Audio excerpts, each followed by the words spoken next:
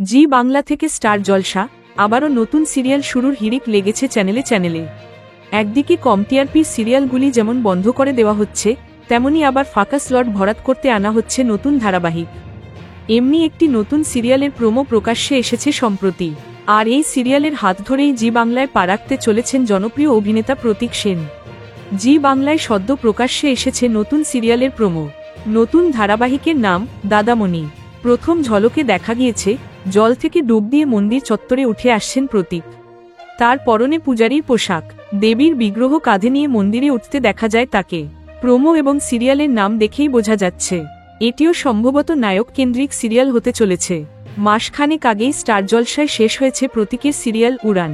1 বছর পূর্ণ করার আগেই শেষ করে দেওয়া হয় ধারাবাহিকটি। তারপরেই চ্যানেল বদলে জিতে পা রাখলেন প্রতীক। প্রোমো দেখে মনে করা হচ্ছে আবারও কোনো ধর্মীয় বিষয়ক সিরিয়াল হতে চলেছে এটি। তবে প্রতীকের বিপরীতে কে থাকবেন তা এখনও স্পষ্ট হয়নি। প্রসঙ্গত, শুধু দাদামণি নয়, জি বাংলায় শুরুর অপেক্ষায় রয়েছে আরও একটি নতুন ধারাবাহিক কুসুম। জানা যাচ্ছে জি বাংলার তরফে সামনে আনা হয়েছে নতুন সিরিয়াল শুরুর স্লট। দর্শকদের বর্ষর চমক দিয়ে বিকেল 5:30 স্লটে রাখা হয়েছে এই নতুন ধারাবাহিককে।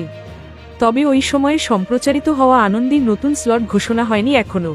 জানা যাচ্ছে আগামী 5ই জুন থেকে বিকেল 5:30টায় সম্প্রচারিত হবে কুসুম। এদিকে দুর্গামণিও শেষ হয়ে যাচ্ছে খুব শিগগিরই।